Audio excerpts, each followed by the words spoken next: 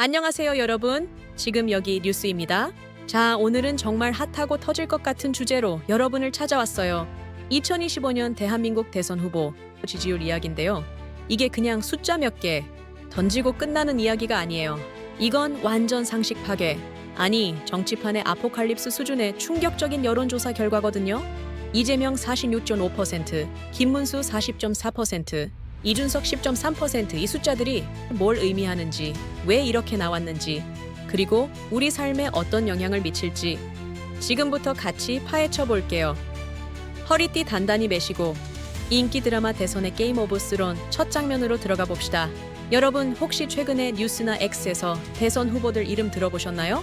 이재명, 김문수, 이준석, 이 세 이름이 지금 대한민국을 완전히 뒤흔들고 있거든요. 근데 오늘 이야기의 핵심은 바로 FM 코리아에서 화제가 된 여론조사예요. 링크는 설명란에 올려둘게요. 꼭 한번 확인해 보세요. 이 여론조사에서 나온 숫자가 뭐냐면 이재명 후보 46.5%, 김문수 후보 40.4%, 이준석 후보 10.3%예요. 자, 이게 무슨 말이냐? 지금 대선이 치러진다면 이재명 후보가 1등, 김문수 후보가 2등, 이준석 후보가 3등이라는 거죠. 근데 이 숫자들 그냥 아 그래 하고 넘어갈 게 아니에요. 이건 완전 정치판의 명대사가 숨어있는 충격과 공포의 드라마예요. 먼저 이재명 후보가 46.5%로 선두를 달리고 있어요. 이건 거의 국민 절반에 가까운 지지율이에요. 상상해보세요. 여러분이 동네 마트에 갔는데 절반 가까운 사람들이 나 이재명 찍는다 라고 외치고 있는 거예요. 이건 진짜 어마어마한 숫자죠. 근데 더 놀라운 건 김문수 후보가 44%로 바짝 뒤쫓고 있다는 거예요. 두 사람의 격차가 고작 6.1%포인트. 이 정도면 오징어 게임 마지막 라운드에서 서로 눈싸움 하듯 팽팽한 싸움이에요. 그리고 이준석 후보 10.3%로 3인데 이 10.3%가 그냥 10.3%가 아니에요. 이건 대선판을 완전히 뒤흔들 수 있는 다크호스의 힘이거든요.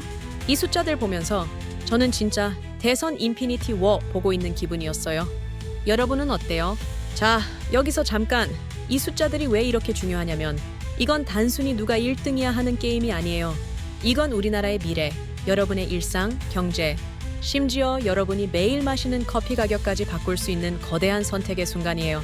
예를 들어 이재명 후보가 당선되면 기본소득 같은 정책이 현실이 될 수도 있고 김문수 후보가 당선되면 보수적인 정책들이 힘을 받을 수도 있죠. 그리고 이준석 후보, 이분의 10.3%가 어디로 향하느냐에 따라 대선 결과가 완전히 뒤바뀔 수도 있어요. 이게 바로 정치판의 스릴러 아니냐고요? 근데 이 숫자들 대체 왜 이렇게 나왔을까? 이재명 후보는 왜 이렇게 높은 지지율을 유지하고 있는 걸까? 김문수 후보는 왜 이렇게 바짝 따라붙었을까? 그리고 이준석 후보의 10.3%는 대체 어떤 마법을 부리고 있는 걸까? 이게 오늘 영상의 갈등 포인트예요. 이 숫자 뒤에 숨은 이야기를 하나씩 파헤쳐 보면서 여러분도 와! 이건 진짜 정치판 어벤져스네! 하실 거예요. 사실 이 여론조사 X에서도 엄청난 화제가 됐어요. 어떤 분은 이재명 46.5%는 너무 높다, 믿을 수 없다 라고 했고 또 다른 분은 김문수 40.4%면 보수층 결집이 엄청난 거 아니냐? 라고 하더라고요. 그리고 이준석의 10.3%에 대해서는 이준석이 킹메이커 될 거다 라는 말도 나왔어요. 이 모든 반응들 보면 이 숫자들이 그냥 숫자가 아니라 사람들의 희망, 불만, 기대가 얽힌 대선 드라마라는 걸 알 수 있어요. 자, 여러분, 이 드라마 첫 장면 재밌지 않나요? 이 숫자들 하나하나가 어떤 스토리를 품고 있는지 이제 다음 장면으로 넘어가 볼까요? 자, 먼저 이재명 후보 46.5%라는 지지율로 1등을 달리고 있죠. 이분은 더불어민주당의 대표 주자예요. 정치 잘 모르시는 분들한테 쉽게 설명하자면 이재명 후보는 서민의 영웅 같은 이미지로 유명해요. 여러분, 혹시 기본소득이라는 말 들어보셨나요? 이재명 후보가 경기도지사 시절에 추진했던 정책인데 쉽게 말하면 국민들한테 조건 없이 매달 일정 금액을 주는 거예요. 예를 들어 한 달에 10만 원씩 준다고 치면 여러분이 그냥 숨만 쉬어도 통장에 돈이 들어오는 거죠. 이 정책 덕분에 와, 이재명 진짜 서민 생각한다! 라는 팬들이 많아졌어요. 근데 반대쪽에선 그 돈 어디서 나오냐? 그냥 포퓰리즘 아니냐? 라고 비판하는 사람들도 있거든요. 쎄서도 이 기본소득 얘기로 매일 키보드 전쟁이 벌어지고 있어요. 근데 이재명 후보, 최근에 좀 핫한 논란도 있었죠. 바로 호텔 경제학이랑 커피 원가 120원 발언. 이게 뭔지 모르시는 분들 간단히 설명드릴게요. 이재명 후보가 경제 관련 토론에서 호텔 운영이나 커피 가격을 예로 들면서 한 말들이 엄청난 화제가 됐어요. 예를 들어 커피 한 잔 원가가 120원이라는 발언 때문에 X에서 시러 이재명 커피 120원 해시태그가 터졌었죠. 어떤 사람들은 이재명 현실 감각 없네 라고 했고, 다른 사람들은 그건 오해야, 전체 맥락을 봐야 해 라고 옹호했어요. 이 논란 때문에 이재명 후보를 둘러싼 여론이 막장 드라마처럼 갈렸지만 그래도 46.5%라는 높은 지지율을 유지하고 있다는 건 팬덤이 철옹성 수준이라는 거예요. 이건 완전 이재명 더 라스트 킹덤 아니냐고요? 여러분, 이재명 후보의 이 46.5% 과연 계속 1등을 지킬 수 있을까요? 이게 승의 첫 번째 갈등 포인트예요. 다음 김문수 후보 40.4%로 2위를 달리고 있죠. 이재명 후보와의 격차가 6.1%포인트밖에 안 돼요. 이건 진짜 오징어 게임 마지막 라운드급 긴장감 아니냐고요? 김문수 후보는 국민의힘에서 나온 분인데 이력이 좀 독특해요. 원래 노동운동을 하셨던 분이 보수 정치인으로 변신하셨거든요. 과거 서울특별시 도지사로 일하면서 교통, 도시개발 같은 분야에서 성과를 내셨죠. 근데 최근엔 미담으로 더 화제가 되고 있어요. 예를 들어 X에서 돌아다니는 영상 보셨나요?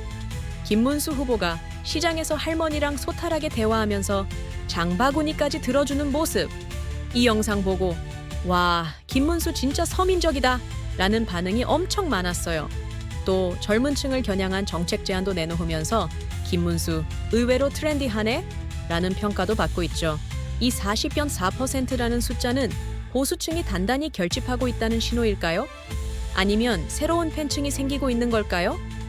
이게 승의 두 번째 갈등 포인트예요. 마지막으로 이준석 후보 10.3%로 3인데 이 10.3%가 그냥 숫자가 아니에요. 이건 완전 정치판의 다크호스예요.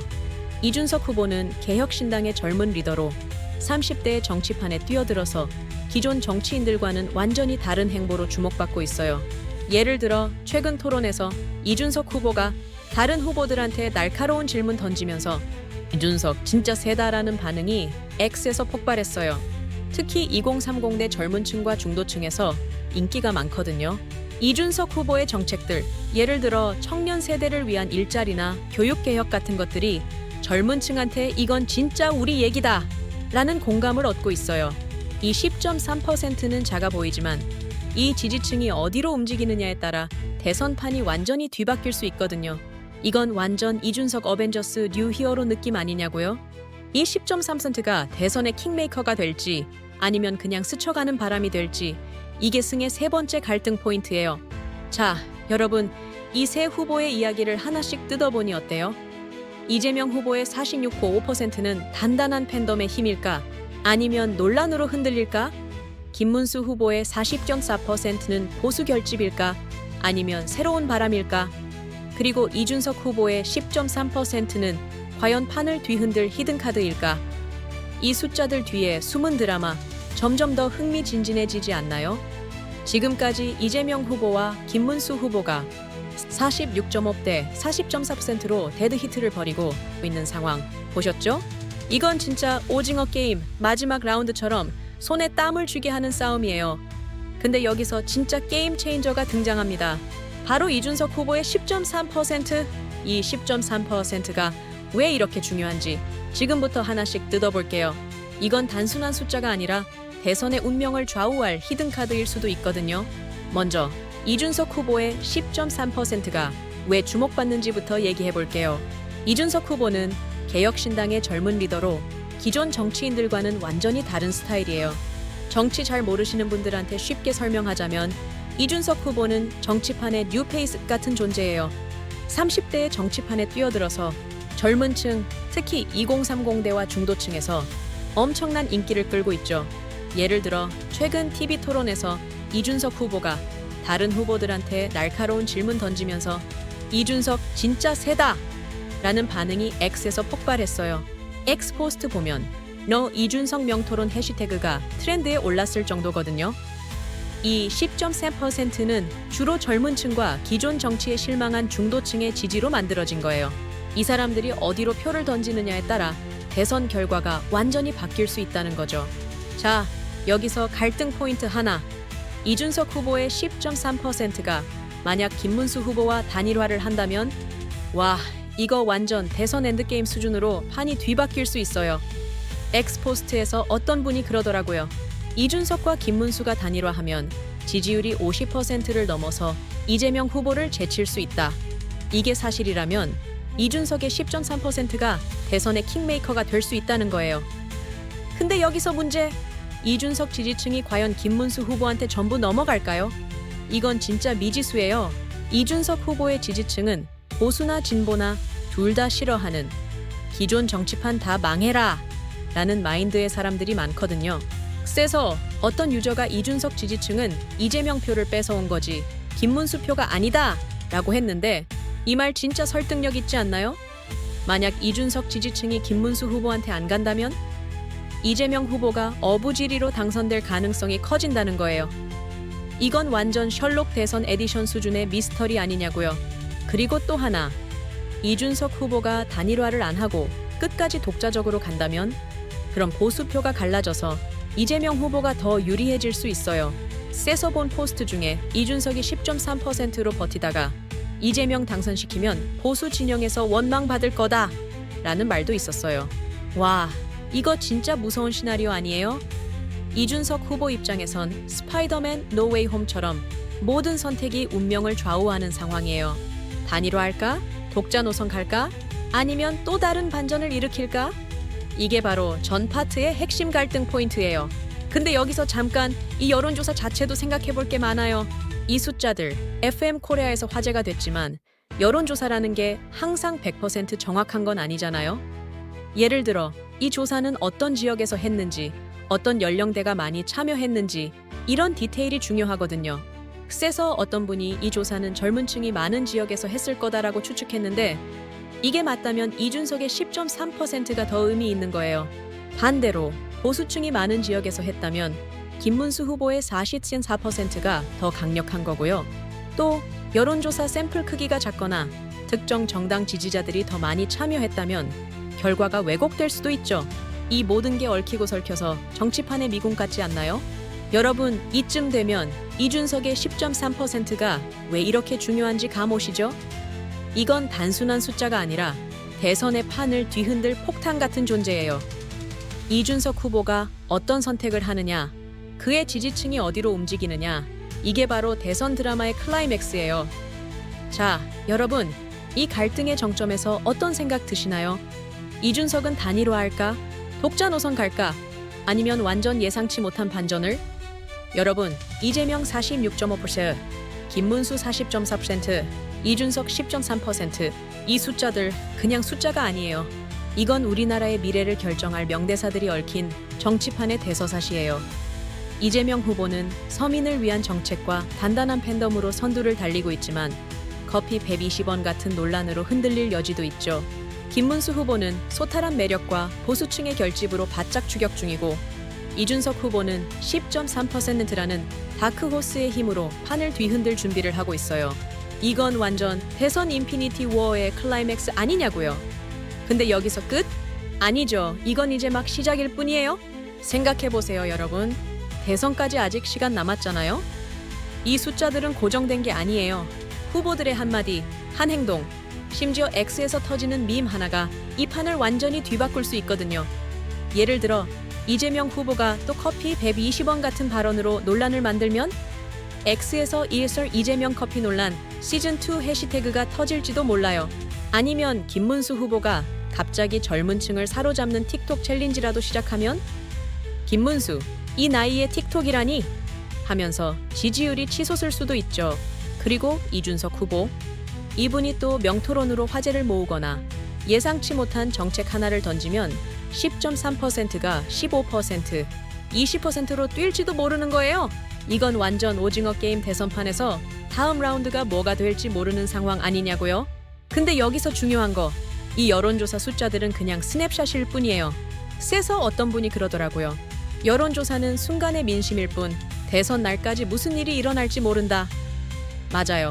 예를 들어 이준석 후보가 김문수 후보와 단일화를 할지 아니면 끝까지 독자 노선을 갈지 이 선택 하나로 판이 뒤바뀔 수 있어요. 아니면 또 다른 후보가 갑자기 튀어나와서 다크호스로 떠오를 수도 있고요. 엑스포스트 보면 제4의 후보가 나타날 가능성도 있다 라는 얘기도 나오더라고요. 이 모든 가능성이 열려 있는 거예요. 여러분, 이거 진짜 셜록 대선 에디션의 마지막 퍼즐 맞추는 기분 아니에요? 그리고 이 여론조사 좀 더 깊이 생각해보면 또 다른 갈등 포인트가 있어요. 이 숫자들은 FM 코리아에서 화제가 됐지만 여론조사라는 게 항상 100% 정확한 건 아니잖아요? 어떤 지역에서 했는지, 어떤 연령대가 참여했는지, 샘플 크기가 충분했는지 이런 것들이 결과에 영향을 미칠 수 있거든요. 그래서 한 유저가 이 조사는 젊은 층이 많은 지역에서 했을 거야. 그래서 이준석이 10.3% 나온 거다 라고 했는데 이게 맞다면 이준석의 잠재력이 더 클 수도 있어요. 반대로 보수층이 많은 지역에서 했다면 김문수 후보의 40.4%가 더 강력한 거고요. 이 미묘한 디테일들이 대선판을 더 복잡하게 만들고 있죠. 이건 완전 정치판의 미궁 아니냐고요? 자, 여러분, 이쯤 되니 어떤 생각 드시나요? 이재명 후보의 서민 정책이 끌리시나요? 김문수 후보의 소탈한 매력이 마음에 드시나요? 아니면 이준석 후보의 젊은 에너지가 이거다 싶으신가요?